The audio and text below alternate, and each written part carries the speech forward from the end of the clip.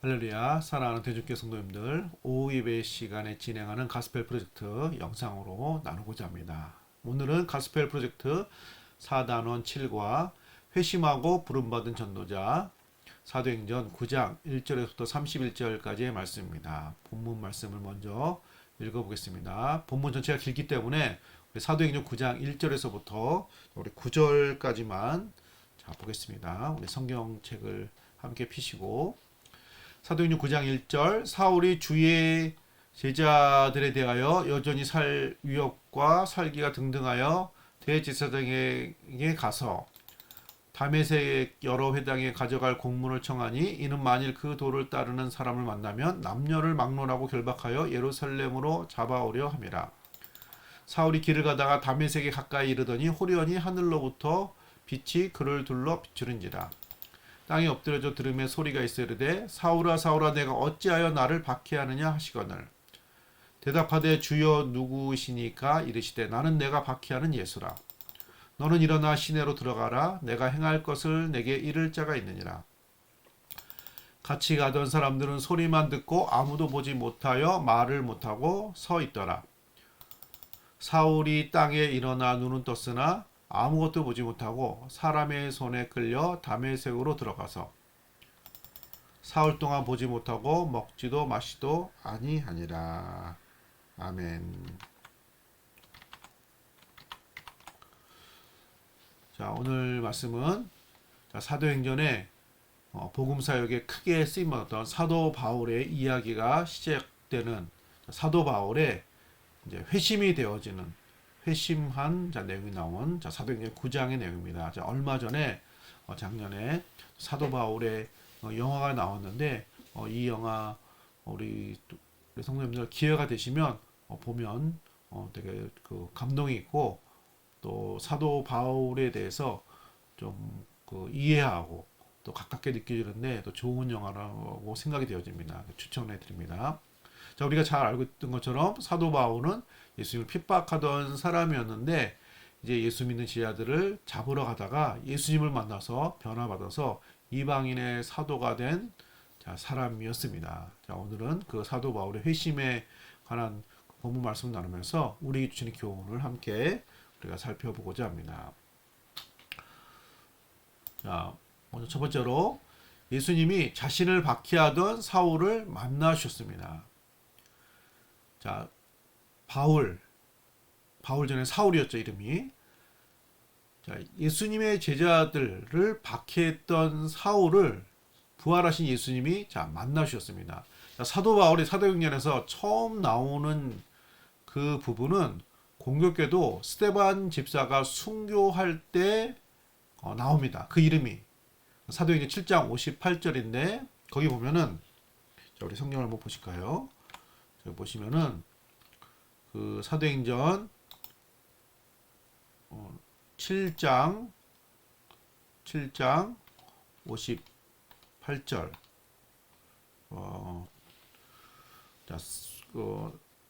최초의 순교자 스데반 집사가 순교하는 장면이죠. 거기 7장 56절에 보면은 말하되 보라 하늘이 열리고 인자가 하나님 우편에 서신 것을 보노라. 스데반 집사가 돌에 맞아서 죽으면서 예수님 바라보는 장면입니다. 자, 그때 이 모습을 본 사람들이 57절에 그들이 큰 소리를 지르며 귀를 막고 일제히 그에게 달려들어 58절에 성 밖으로 내치고 돌로 칠세 증인들이 옷을 벗어 사울이라는 청년의 발 앞에 두니라. 자, 여기 사울이 나오죠. 이 사울이 후에 바울이 되어서 복음을 전했던 그 바울입니다. 그러니까 복음을 전했던 스데반 집사를 사람들이 이 사람은 없애버려야 돼 하고 돌로 쳐서 죽게 만드는 그때에 사울이 그 자리에 있었고 사울이 옷을 맡아둔 거죠. 그러니까 사울은 랍비로서 이 사람은 돌에 맞을 만한 율법에 어긋난 일을 한 사람이 맞다. 그런 율법의 그 지침을 해석해주고 또 판단해주고 그리고 사울이 직접 돌을 던진 것 같지는 않습니다. 여기 보면은 그렇지만 그 순교의 장면에 있었고 돌로 치는 사람들이 그 자기 겉옷을 걷어서 사울 그 앞에 둔 거예요. 사울이 그 옷을 보관하고 있고 같이 이렇게 협동한 거죠. 실제로 돌을 던졌는지 안 던졌는지는 사후 그 성경에 나와 있지 않아서 모르겠지만 어쨌든 스데반 집사가 순교하는데 역할을 한 사람이 사울이었습니다. 자, 이렇게 최초의 순교자부터 박해에 가담했던 사람이 사울이었던 것이죠. 그리고 자, 그것을 넘어서서 이제 사울은 스데반 순교 이후에 제자들이 흩어지는데 그 흩어진 제자들을 이제 붙잡으러 갑니다. 스데반 집사 순교하는 것으로 만족하지 못하고 예루살렘에 큰 핍박이 일어나니까 제자들이 사방으로 흩어지고 도망갔는데 다메섹에 제자들이 있다는 소식을 듣고 그 남은 제자들의 일단의 제자들을 제거하려고 간 사람이 사울이었던 거죠. 그래서 오늘 그 본문 말씀에도 보면은 사도 바울이 예수님을 만나러 가는 장면이 그 9장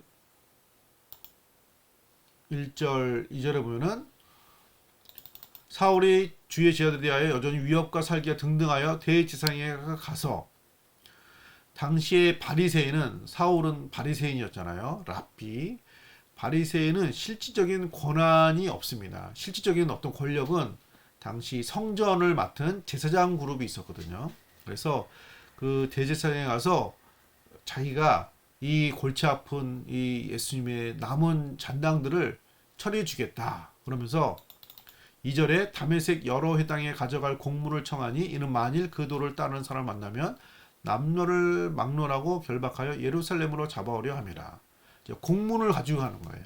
그러니까 어떻게 보면 오늘날의 체포영장 같은 거, 공적으로 사람을 붙잡아 올 수 있는, 결박할 수 있는 권한을 부여받아서 다메섹으로 가고 있는 것이죠. 자, 그러다가 이 붙잡으러 가는 그 사울에게 예수님이 만나 주십니다.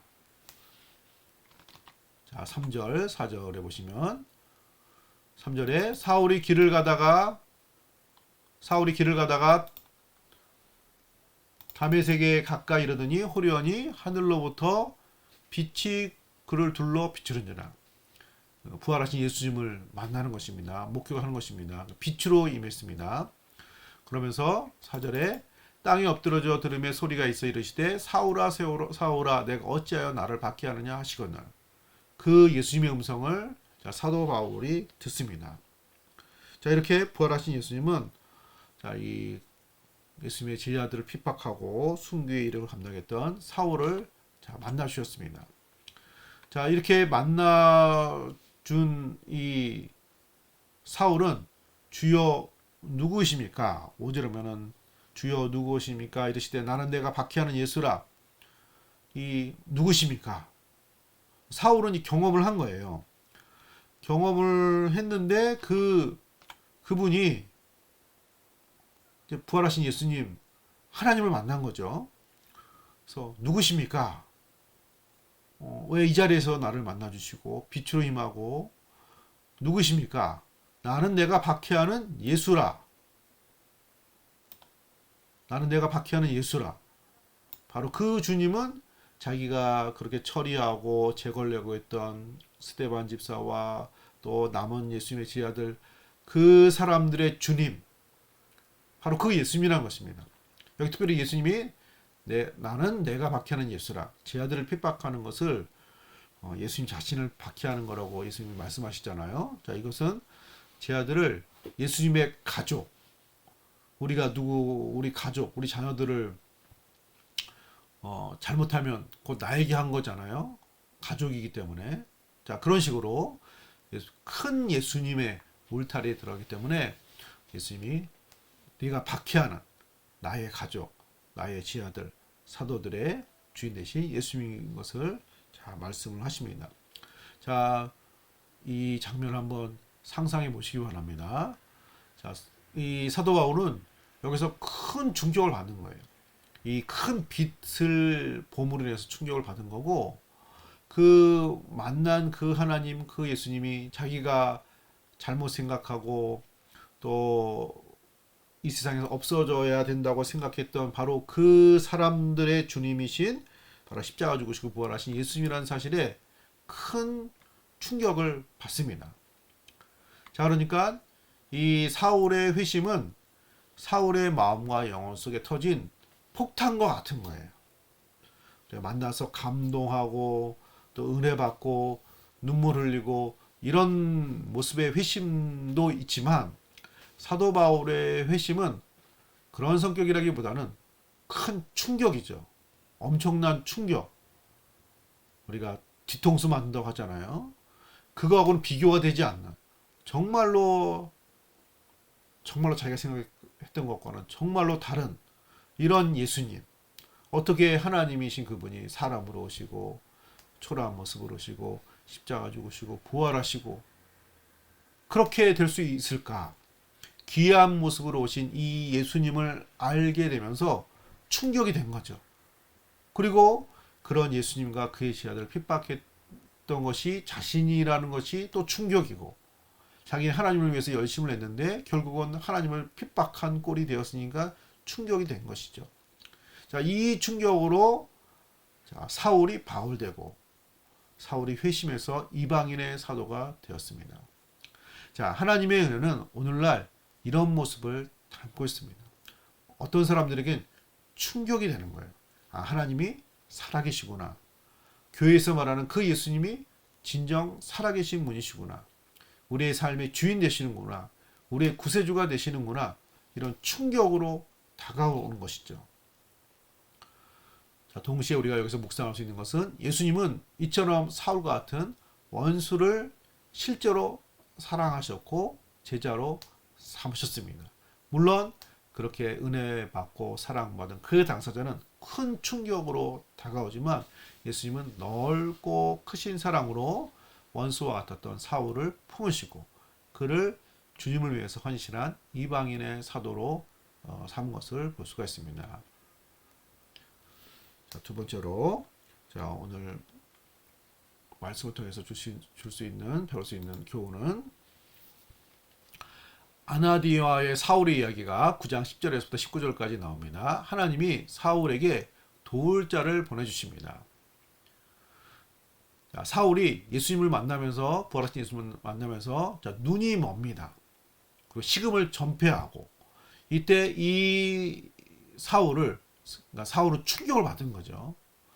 그러니까 이 사울을 도울 자로 보내는 사람이 아나니아였습니다. 9장 13절입니다. 자, 13절에 보면은, 아나니아가 대답하되 주여 이 사람에게 대하여 내가 여러 사람에게 듣사온즉 그가 예루살렘에서 주의 성도에게 적지 않은 해를 끼쳤다 하더니, 예수님, 왜 하필이면 이 사람입니까? 왜 하필이면 이 사람입니까? 이해가 되지 않습니다. 아나니아는 이해가 되지 않고 또 이해하고 싶은 거예요. 자, 그런 아나니아에게 예수님께서 말씀해 주십니다. 이 사람은 모든 우리 제자들을 결박할 권한을, 14절에 보면은 권한을 대제사장들에게 받아서 우리를 붙잡고 스데반 집사처럼 죽이려고 온 사람인데 어째 이 사람을 도우라고 하십니까? 자, 그러자 예수님이 15절에 주께서 이르시되 가라, 이 사람은 내 이름을 이방인과 임금들과 이스라엘 자손들에게 전하기 위하여 택한 나의 그릇이라. 이방인의 사도로 삼은 내 그릇이니 내가 받아들이고 그를 도와라. 자, 이 말씀을 듣고 아나니아가 사울을 형제로 받아들이고 안수해서 눈을 뜨게 합니다. 자, 17절에 보면은, 17절에 아나니아가 떠나 그 집에 들어가서 그에게 안수하 이르되 형제 사울아. 여기 형제 사울아. 아나니아가 진정으로 이 부활하신 예수님의 말씀을 듣고 순종했다는 것을 알 수 있는 사실은 사울을 형제라고 받아들이잖아요. 형제 사울아. 곧 내가 오는 길에서 나타났던 예수께서 나를 보내어 너로 다시 보게 하시고 성령으로 충만케 하신다 하니, 그 부활하신 예수님이 나를 보내서 당신의 눈을 뜨게 하고 당신을 다시 회복하게 하시고 세우시게 하셨습니다. 이렇게 아나니아의 순종을 통해서 형제로 사울이 받아들여지고 이방인의 사도로 세워지게 됩니다. 18절입니다. 즉시 사울의 눈에서 비늘 같은 것이 벗어져 다시 보게 된지라. 일어나 세례를 받고 눈이 회복되어지고 세례받아서 이제 주의 백성이 되어지고, 그리고 19절에 음식을 먹음에 강건하여 지니라. 다시 일어서는 모습. 마치 구약의 엘리야가 낙심해서 넘어졌다가 일어서는 모습이 연상되는데, 음식을 먹고 다시 힘을 얻고 사명을 감당하는 이런 사울의 모습을 볼 수가 있겠습니다. 그래서 여기서 두 번째로 교훈을 삼을 수 있는 것은, 하나님이 사울에게 도울 자를 보내주시는 것처럼 때로는 이해할 수 없는 그 사람을 받아들여지는 순종을 통해서 하나님의 역사가 이렇게 진행되는 것을 볼 수가 있습니다. 그래서 우리 하나님께서 누구를 사랑하고 받아들이고 포용하라는 이런 감동과 이런 뜻이 분명해질 때, 우리가 그 말씀의 순종을 통해서 하나님의 역사는 더 풍성하게 나타나게 되는 것을 교훈으로 삼을 수가 있겠습니다. 자, 9장의 세 번째 내용은 예수님을 메시아로 선포하게 하십니다. 예수님을 메시아로 선포하게 하십니다. 사도행전 9장 20절 25절에서 변화된 그 사울의 모습이 나옵니다. 변화된 사울의 행적이 나오는데, 이제 시작이 되어지는데, 특별히 하나님의 아들이심을 선포합니다. 사울이. 자, 여기 20절에 보시면, 9장 20절에 즉시로 각 회당에서 예수가 하나님의 아들이심을 전파하니 듣는 사람이 다 놀라 말하되. 자, 이 모습이 되게 중요합니다. 자, 랍비는, 바리새인은 구약 성경을 통해서 하나님과 하나님의 뜻을 드러내고 전하는 사람이잖아요. 이 랍비 중에 랍비이고 바리새인 중에 바리새인이었던 이 사도 바울이 예수를 하나님의 아들이심을 전파하고 증거하기 때문에 이제 복음이 이방인에게 전해질 때 유대 구약 성경과 상관없는 기독교가 이방 종교가 아니라 아브라함과 이삭과 야곱과 창세기, 출애굽, 레위기, 민수기, 신명기, 구약 성경의 모든 역사에 뿌리를 둔 그 하나님의 역사의 연장선상에 있는 그런 구원의 역사로서 복음이 전해지고, 또 예수님의 이런 구원의 사역이 또 전해지는 것을 또 확인할 수 있는, 신뢰가 될 수 있는 이런 기독교 신앙이 된 것이죠. 다른 사람들이 했으면은, 이런 정통 유대교의 그 랍비 중에 랍비인 사도 바울 같은 사람이 아닌 초대교회 성도 중에 어떤 사람이 주도적으로 했으면 이런 시비가 붙을 수 있는 것이거든요. 유대교와 다른 이상한 종교가 만들어졌다. 그러니까 유대교라는 건 지금 유대교 말고 구약 성경의 역사와 다른 이상한 종교의 어떤 예수님의 창시자, 이런 모습으로 오해받을 수 있는데, 누구보다도 구약 성경을 잘 알고 구약의 예언을 잘 알고 랍비 중에 랍비인 사도 바울을 통해서 이 복음이 선포되고 전해짐으로 통해서 이제 이방인의 선교가 예루살렘 교회나 사마리아와 온 땅에 저는 모든 교회들이 다 하나가 되어서 한 백성이 되어지는, 통일되어지는, 하나가 되어지는 이 역사가 만들어지게 된 것입니다. 그런 의미에서 누구보다도 예수님을 핍박하고 스데반 집사 순교에 참여했고 남은 제자들까지도 잡아서 제거하려고 했던 사울이 만난 예수님, 그래서 변화된 사울, 바울. 그러니까 그를 통해서 전해진 복음이 더 신뢰할 만하고 진정성 있고 진짜인가 보다. 또 반박할 수 없는 이런 증거, 이런 초창기의 복음 전도의 역사, 또 선교의 역사가 된 것입니다. 그러니까 하나님의 섭리 가운데 이렇게 사도 바울을 당시 온 땅에 복음이 전해지는 이런 선교 역사에, 이방인 선교 역사에 일익을 담당하는 사울로 하나님이 예비하시고 택하시고 그를 이방인의 사도 삼으신 것을 볼 수가 있겠습니다. 자, 우리가 여기서 알 수 있는 것은 이처럼 하나님의 섭리와 지혜는 헤아릴 수 없이 높고 큽니다. 자, 아까 아나니아는 왜 하필 그 사람입니까? 스데반 집사를 죽이고 우리 형제를 힘들게 한, 우리 형제를 죽이게 한 왜 그 사람이 왜 하나님의 일꾼입니까? 이렇게 받아들여지지 않았잖아요.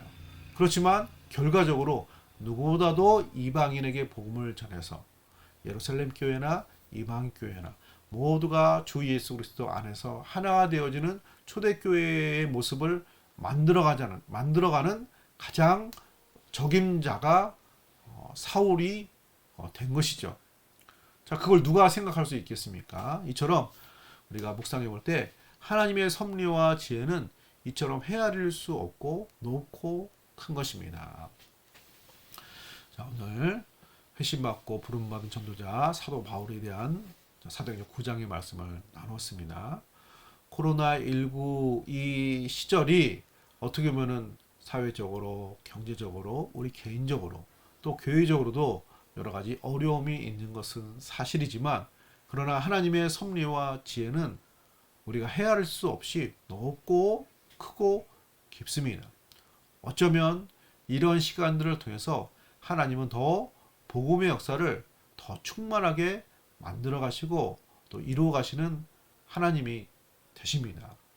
우리들의 삶 속에 또 힘든 면도 있죠. 잘 안 되는 면도 있죠. 그렇지만 오히려 이 모든 것들을 전화위복으로 만드실 수 있는 분이 우리가 믿고 따르는 하나님이 되십니다. 이런 믿음으로 우리 성도들 승리하시고 이런 하나님의 크고 높은 지혜와 섭리를 우리가 믿고 받아들이면서 또 믿음 생활 또 신실하게 잘 감당하시는 우리 성도들 되시기를 예수님의 이름으로 축복합니다. 아멘. 기도하겠습니다. 하나님 은혜 주시므로 감사드립니다.